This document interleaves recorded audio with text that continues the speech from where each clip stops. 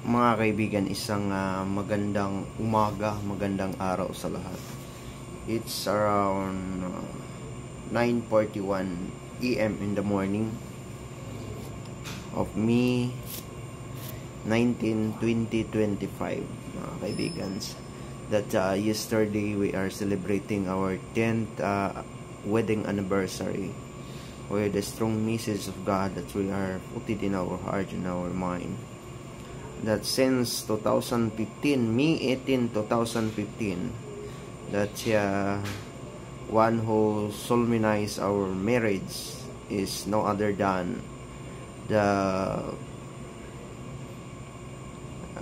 Honorable Judge Jamie Bustilio Boco of RTC 11 right now, but before he is a municipal trial court judge in Mako, Davao de Oro. And he is one of those the youngest appointed judges so far in the history of the Philippines at the age of 34. During the time I am and his nephew will be the one to be solemnized, mga kaibigan, that time. Thank you so much for the message you are given to us, kaibigan. At Kuya Jamie was a very good lawyer, a very good judge in the Philippines, the one who lock and convict for those violators of law, especially that you imagine Franz Castro was convicted here in RTC 11 of the trafficking. So that's why no other than to decision that case that's already Judge Jamie Bustilio Boco. You know the sacrifice that before they came up to become a judge, to become a lawyer. The same with me. They are sacrificing themselves to uplift, to provide everything about themselves, mga kaibigan, to reach up our dreams, to have a strong character and a strong message of God in my heart, and also the heart of Jamie, Kuya Jamie, mga kaibigan. But I'm sad to say that his father was gone, mga kaibigan. He was passed away yesterday. Nililibing na po sa tatay lolo. So that's why ganun ho ang buhay sa mundo. We could not to consider to be living forever. There is no forever of this universe, but the forever you have is your wife, is your husband, and the God. No other than. Love your husband, love your wife. No other than the single person in your side, in your back, in your front, anything, everywhere, is your husband and your wife. If there is something on the conflict that you could not to understand everybody and then try to settle it, and just close your eyes together with your husband or your wife in the same way, in the same time. Just close your eyes for almost 5 seconds to 5 minutes and pray for it. So the only one basic things of this universe that the God did not allow to us is to breaking down the marriage, that one flesh and the one flesh of another unite to become one. That is not the God provide to be break down on that. That is the law.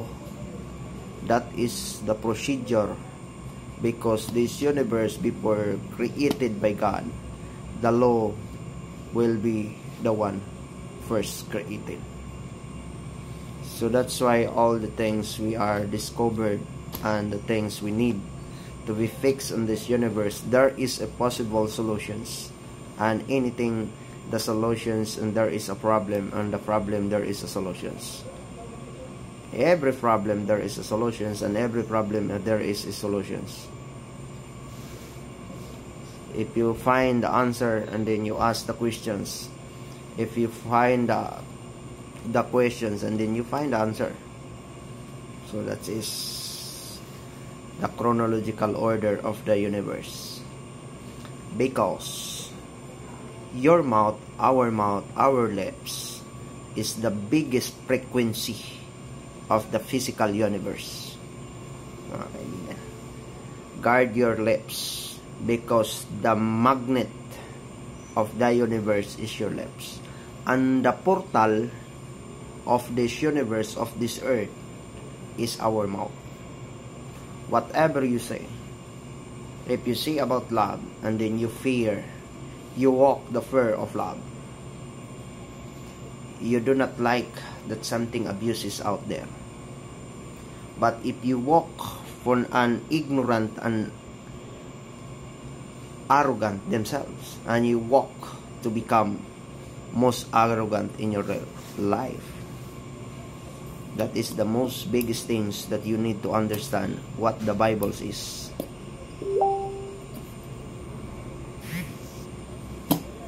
Man, they could not be moved on how the God programmed everything in our body. You know, in the whole totality of the human being, from the adults, there is a trillions, billions of cells.